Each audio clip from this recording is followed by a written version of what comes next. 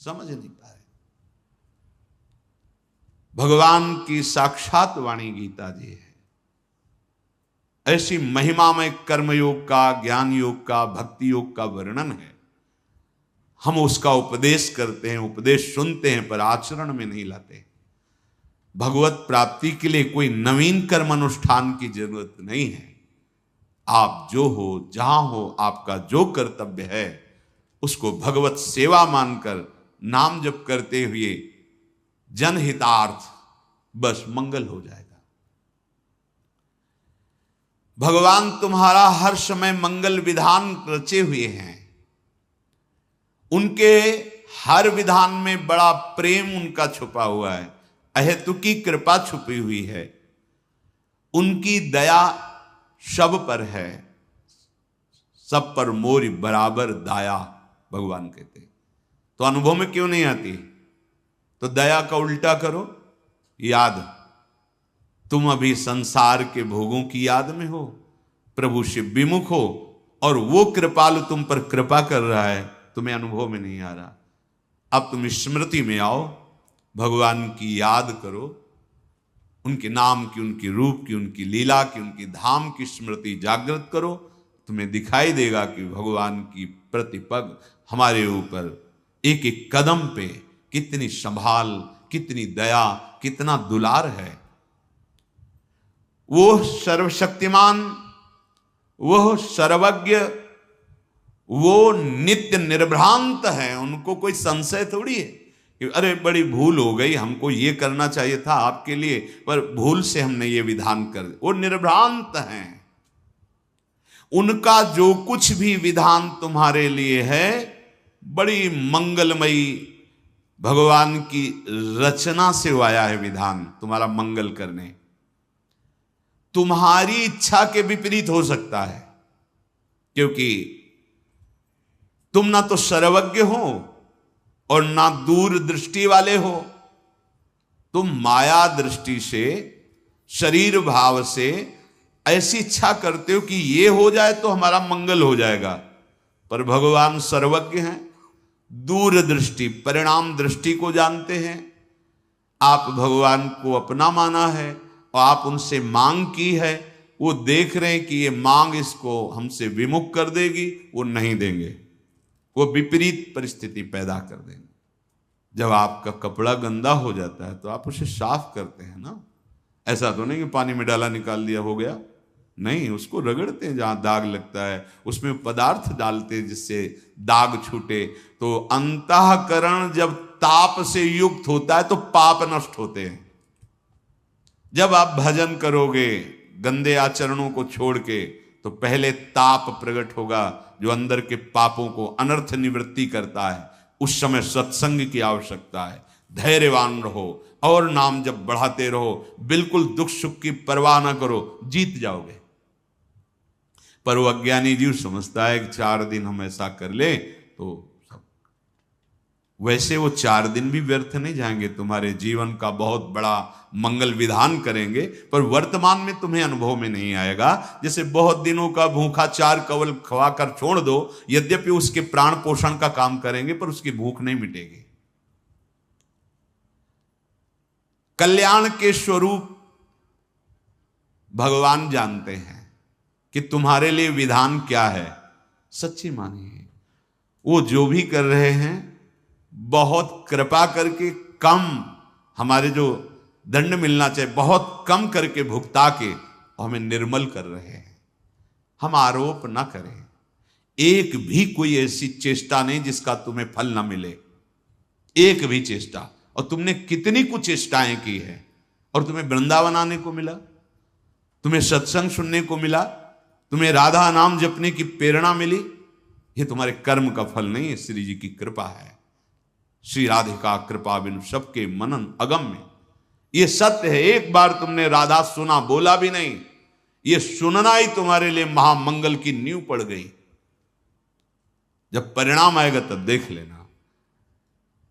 अभी आप वर्तमान में आनंदित हो जाएं, इसके लिए निरंतर राधा राधा राधा, और पूर्व जो रच चुका है हमारे लिए शरीर के साथ सुख दुख विधान, उसको सह जाओ। बहुत कम में आएगा और सहने की सामर्थ्य भी मिलेगी और आगे परमानंद है। अभी आप पापाचरण कर रहे हैं, बड़ा सुख अनुकूलता चल रही, भूलो मत भूलो मत, तुम्हारे पुण्य नष्ट किए जा रहे हैं तुम्हें महान दुख प्रदान करने के लिए। पाप कर्म करते हुए सुखी और फूल रहे हो, वो पुण्य नष्ट हो रहे हैं। पाप नया तैयार हो रहा है, पुराना तो स्टॉक है ही। जब दोनों का संयोग होगा तब तुम्हें पता चलेगा। इसलिए वर्तमान की परिस्थिति को भजन से मत नापो। तुमसे भूल हो सकती है, भगवान से नहीं, वो सर्वज्ञ हैं। तुम अपना मंगल जो सोच रहे हो अमंगल हो सकता है, भगवान जो तुम्हारा मंगल सोच रहे हैं उससे नहीं। विश्वास करो, भगवान कभी, पूज्य राधा बाबा के शब्दों में, कि भगवान की ताकत ही नहीं कि वो अमंगल कर सके। जैसे सूर्य की ताकत ही नहीं कि अंधेरा कर सके। भाई सूर्य भगवान विराजमान, दिखाओ अंधेरा, तो कहेंगे हम जाएंगे तभी अंधेरा होगा, हमारे सामने तो अंधेरा हो नहीं सकता। तो भगवत विमुख का अमंगल हो सकता है, भगवत सन्मुख हो तो भगवान की भी ताकत नहीं कि अमंगल कर दें। नहीं बोले भगवान मार सकते हैं। तो जिनको भगवान ने ऐसी लीला की उनको वो पद मिला जो मुनिजनों को मिलता है। बड़े बड़े साधन परायण तपस्वी मुनि जिस पद की आकांक्षा करते हैं, भगवान ने जिनके साथ ये उद्धार लीला की, वो मुनिजन वांछित परम पद को प्राप्त हुए। भला अमंगल कर पाए? भगवान अमंगल नहीं कर सकते। अगर भगवान को कहा जाए कि तुम्हारी ताकत हो तो हमें हमारा मंगल करके दिखाओ, तो भगवान हार जाएंगे। भगवान मंगल भवन है, वो अमंगल कर ही नहीं सकते। हाँ, भगवत विमुख होने पर अमंगल हो जाएगा। तो तुम उपासक हो, भगवान की असीम शक्ति है, उस असीम शक्ति में सब कुछ सहज में करने की सामर्थ्य है, पर वो तुम्हारी इच्छा के अनुसार नहीं कर रहे। इसका मतलब भगवान की मंगलमयी इच्छा हमारे ऊपर लागू हो गई। अब हमें भगवत प्राप्ति में कोई संशय नहीं। अर्थात उपासक को एक तो इच्छा ही नहीं करनी चाहिए, अगर इच्छा है तो भगवान के सामने रखकर छोड़ देना चाहिए।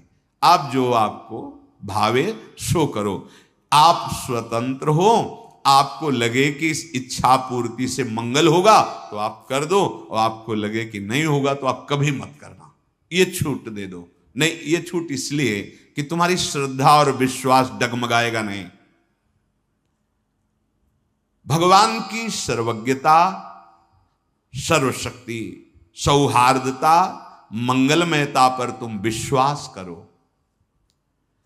अपनी स्वतंत्र इच्छाओं से कभी तुम मंगल स्वरूप को प्राप्त नहीं हो सकते।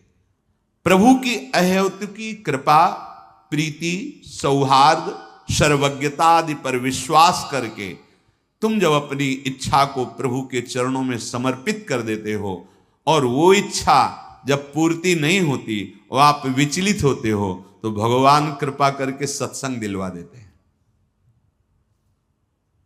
पक्का मानना, सत्संग मिला, भगवान ने हमको चयन कर लिया अपने पास बुलाने के लिए।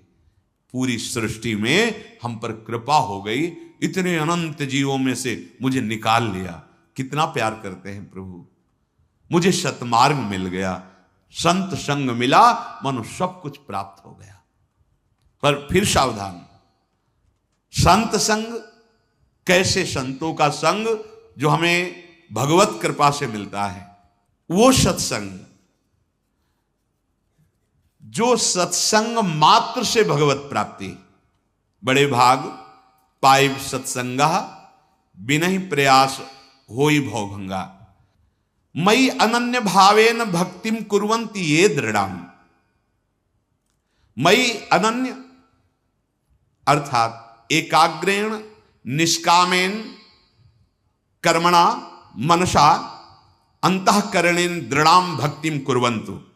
शरीर से, मन से, वाणी से एकमात्र अपने आराध्य देव का आश्रय, एक भरोसो, एक बल, एक आस विश्वास, सब हमारे भगवान के स्वरूप है। पर हम जिनकी उपासना, जिस नाम की, जिस रूप की, उसमें अनन्य भाव। मई अनन्य भावेन, एक अनन्य भक्ति का स्वरूप है। ये अगर नहीं होगा तो आगे वाला अनन्य भाव नहीं आएगा। पहला स्वरूप है सो अनन्य गति जाके असमति न टरे हनुमंत, मैं सेवक सचराचर रूप स्वामी भगवंत। ये बहुत जरूरी है। साहब मेरे प्रभु, सच्ची सच्ची मेरे प्रभु ही है। छुपा छुपी का खेल खेल रहे हैं, बाहर ही नहीं अंदर ही छुपे हैं। ढूंढ रहे हो बाहर, छुपे अंदर हैं। अंदर अपने देखो और सबके देखो, ये पर्दा हट जाएगा। इसके बाद की जो अनन्यता आती है, दूरे सृष्टि आदि वार्ता, इस पहली अनन्यता से सृष्टि वार्ता खत्म, क्योंकि सब में मेरा प्रभु समाया है।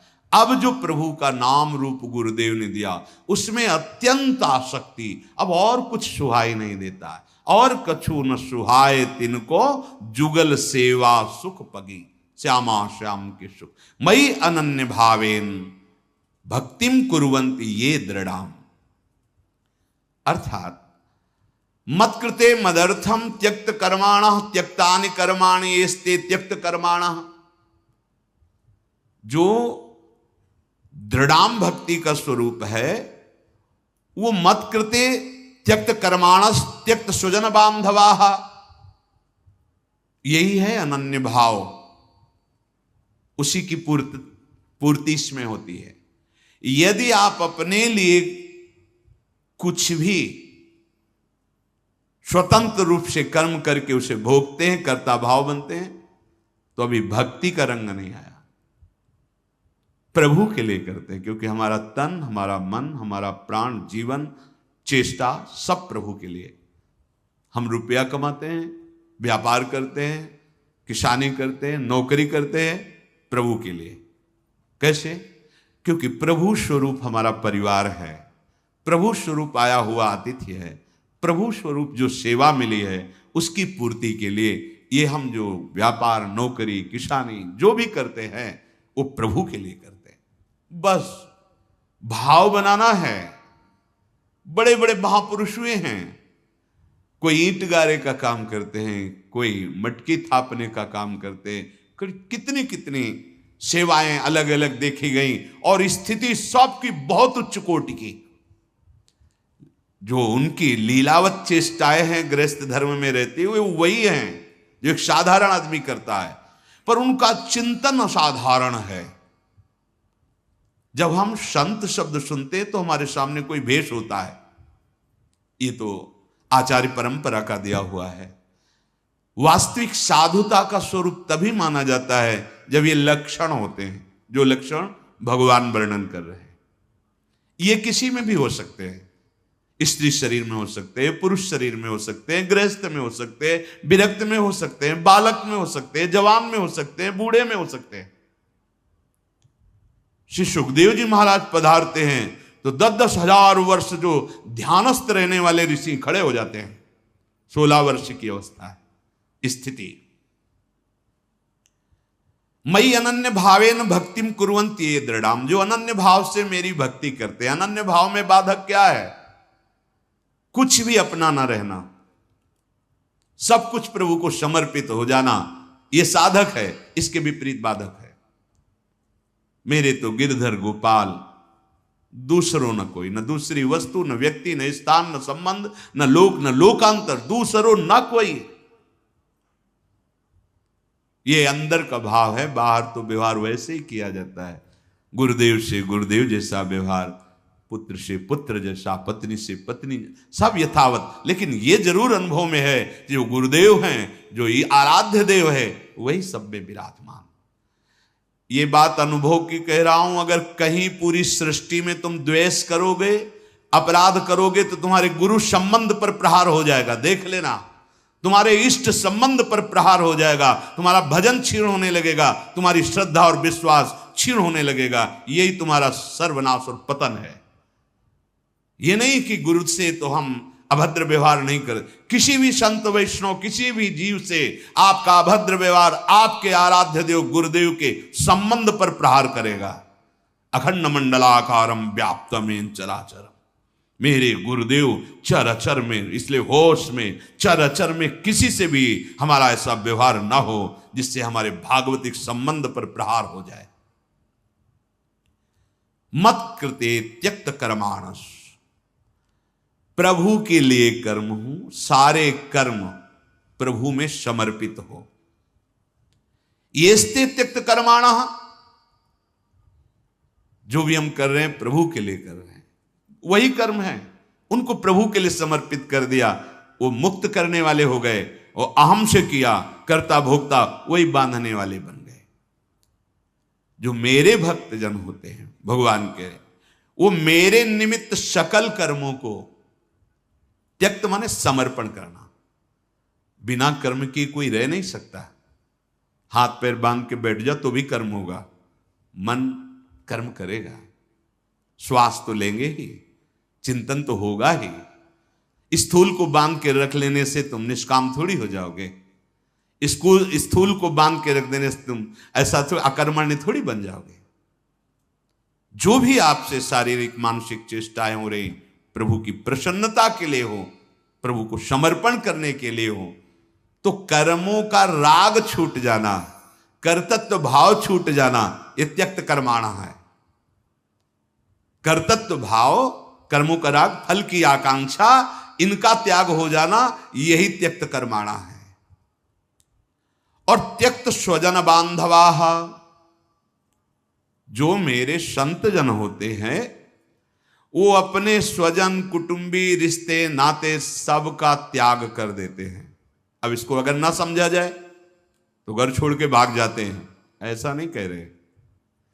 किसी से संबंध नहीं है, सबसे संबंध है। नाते नेह राम के मनियत सुहृद सुसेव्य जालो, यह संबंधों का त्याग।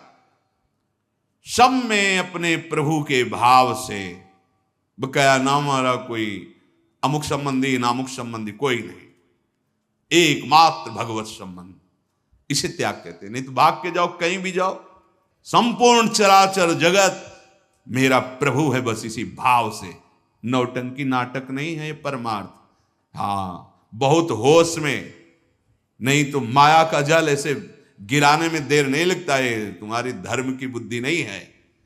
त्याग का तात्पर्य क्या है? भगवान यहां कह रहे त्यक्त स्वजन बांधवा, सब में भगवत भाव, सब में मेरे प्रभु हैं, बस उसी भाव से।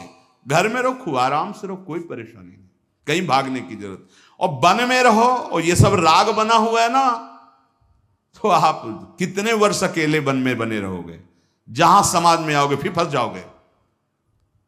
देखा है ये सब, देखा है, ये लीलाएं देखी है। छोटी अवस्था थी तो उत्तर तो नहीं देते थे, बस देख लेते थे। और देख के अंदर बैठे सदगुरु उपदेश करते, देख यहां चूक हुई, यहां गिरना होता है, यहां चूक हुई, यहां से गिरना। जीवन भर साधक साधक ही रहता है। जीवन भर जब तक प्राण शरीर में रहते तब तक सीखने को ही मिलता रहता है। शिष्य शिष्य ही रहता है, सीखते ही रहते हैं। जगत गुरु भगवान सिखाते ही रहते हैं, नई बातें मिलने लगे। ऐसा करने से ऐसा हो जाता है। हाँ देखो, ऐसा परिणाम भगवान हमारे लीला करके हमको शिक्षा देते रहते हैं।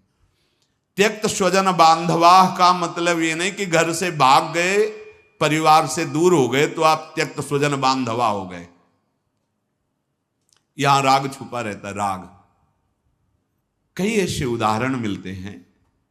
तो इनसे उपासक को चाहे जो वैराग्य भाव से है, वो कभी प्रगट में भी ऐसी गलतियां ना कर बैठे।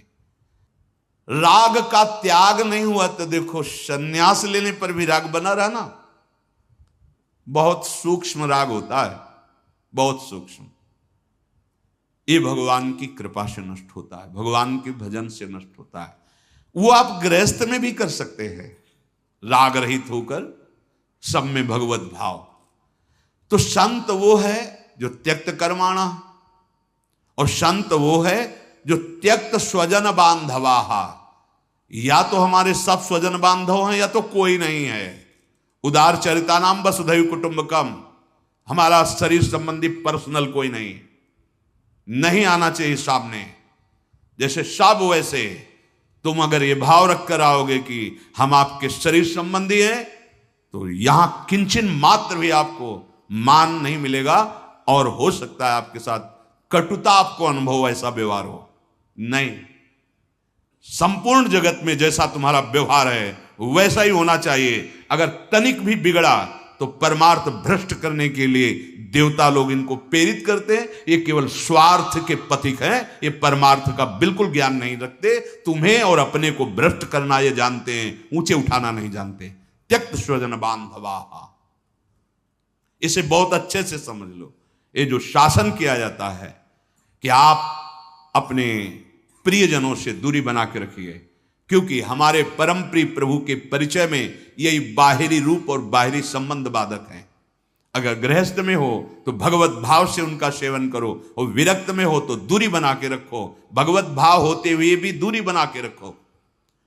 जैसे सब भजन करे, अगर कोई भजन मार्ग में चला, चलिए आप भी भजन मार्ग में चलिए। संबंध का पोषण, शारीरिक संबंध का पोषण, आप हमारे अमुख हैं इसलिए आपके लिए विशेष आसन, विशेष व्यवस्था।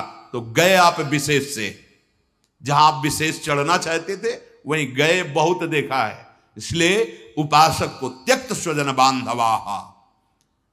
भगवान श्री राम जी महाराज कहते हैं, जननी जनक बंद सुत दारा, तन धन धाम सुहृद परिवारा, सबकी ममता ताग बटोरी, मम पद मन बांध बरटोरी। यदि आप उधर से उदासीन हो जाएंगे तो भगवान उधर संभाल लेंगे। प्रणत कुटुंब पाल रघुराई, जो शरणागत अनन्य भाव से भगवान में समर्पित हो जाता है, भगवान उसके परिवार की बागडोर अपने हाथ में ले लेते हैं।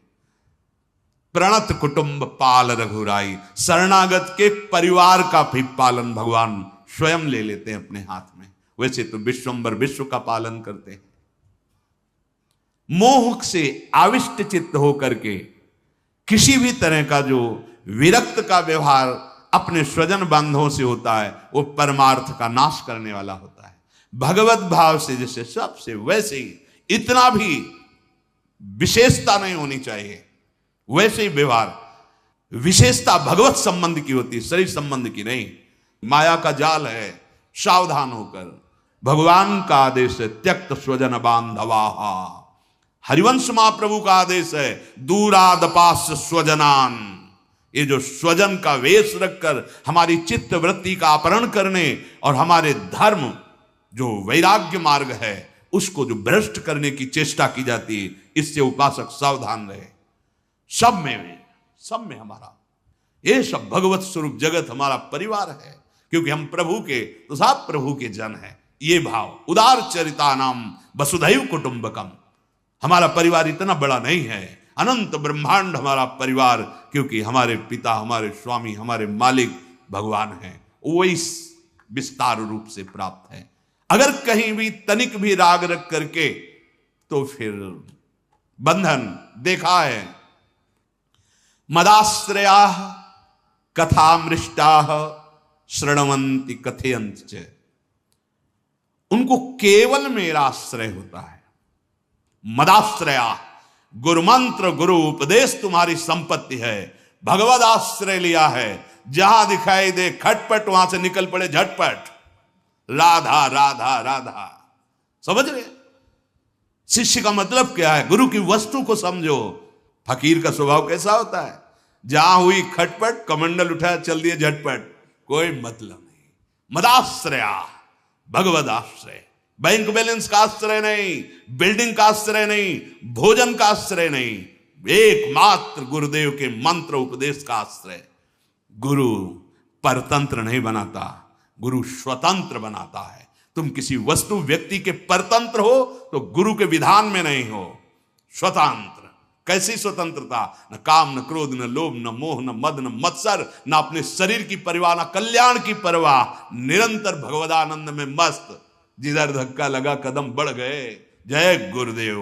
पूरा विश्व हमारा गुरुदेव का स्वरूप। ये लड़ाई झगड़ा, ये मकान रुपया पैसा का बंटवारा, ये मेरे, ये सब संसारिकता है। नहीं, केवल जीवन यापन के लिए, भगवत प्राप्ति के लिए श्री जी ने सुविधाएं की है।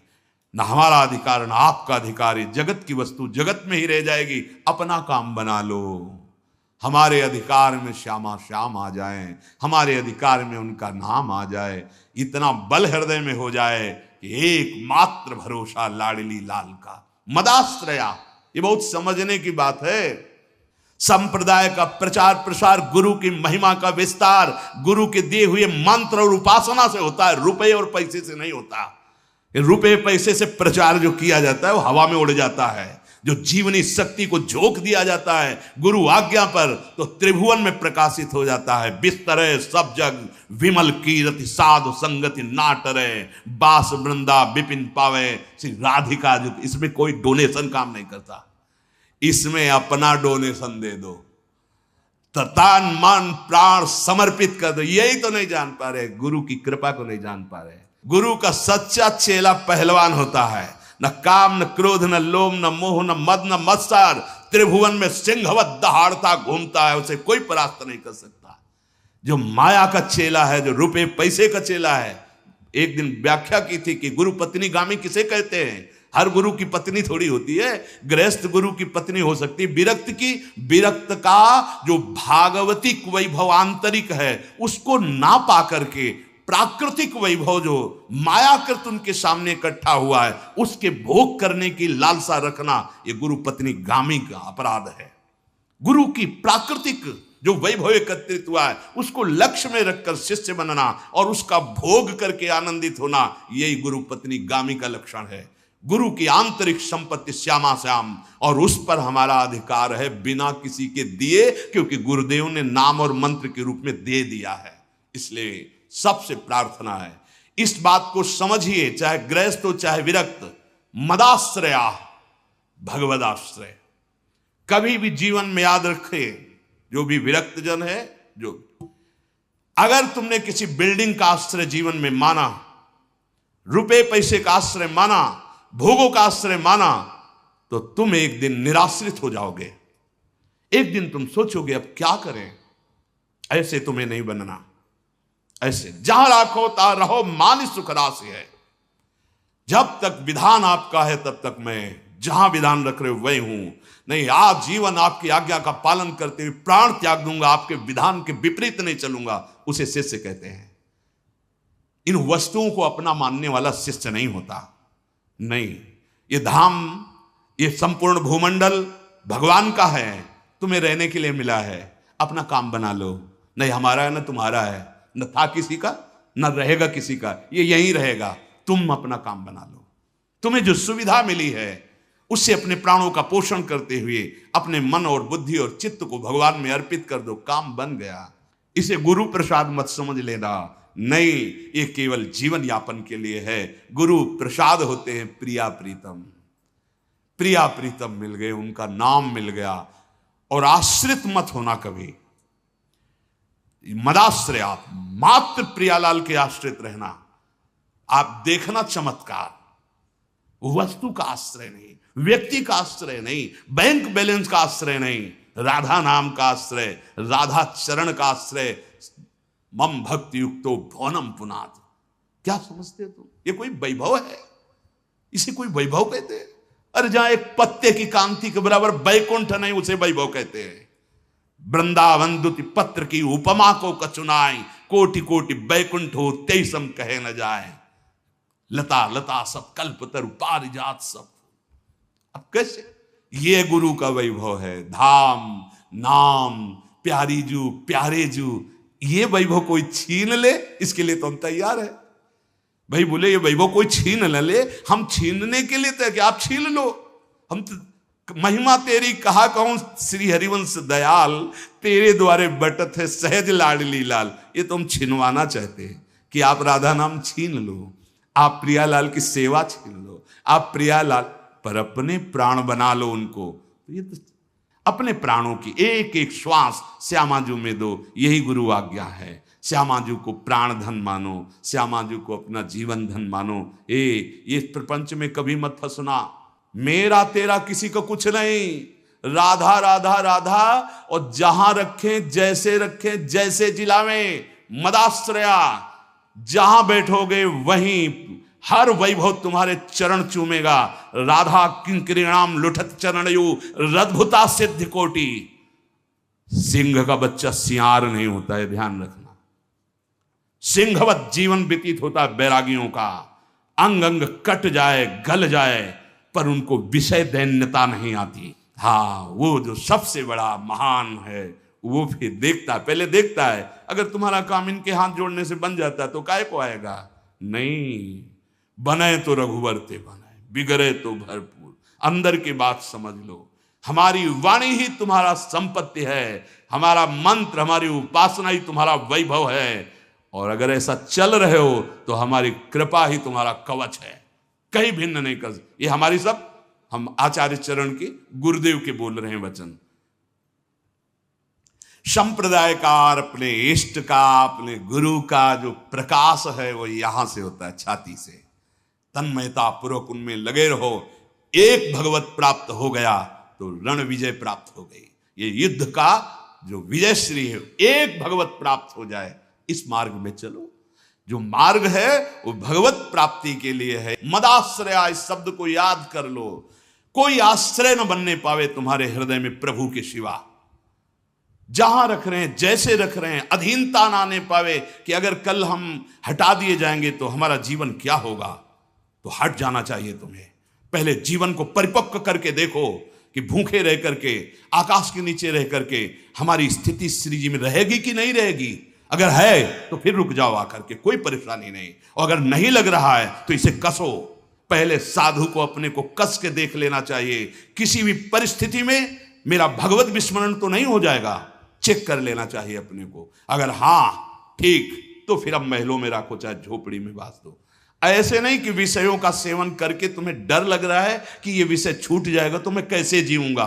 तो अभी लड़ाई अधूरी और कच्ची है, फिर बाद में इसी में लड़ाई झगड़े में फंस जाता है चित्त। संपूर्ण वृंदावन तुम्हारा है, संपूर्ण वैभव श्री जी का तुम्हारा है, क्योंकि संपूर्णतया तुमने श्री जी का आश्रय लिया है। सावधान, चिंतन करो और मन को प्रियालाल में लगा करके बेपरवाह हो जाओ अपने जीवन से भी। ये जीवन जीवन नाथ को समर्पित है। जैसे अर्जुन बैठे हैं रथ में बेपरवाह, क्योंकि सकल लोक चूड़ामणि श्री कृष्ण ने बागडोर संभाल ली, ऐसे तुम्हारी बागडोर आचार्य चरण ने संभाल ली। तिहारे आगले पाछले अपराध हरिवंश खेवी। बिल्कुल विषय आश्रित नहीं होना, स्थान आश्रित नहीं होना, एकमात्र भगवद आश्रित रहना। तो आपका जीवन का जो लाभ है वो लड़कते लड़कते ऐसे चलोगे ना धीरे धीरे, तो भी वो दौड़ के आके मिल जाएंगे। जीवन निर्विकार, भगवद आश्रित, भगवत चिंतन परायण। श्री राधा वल्लभ।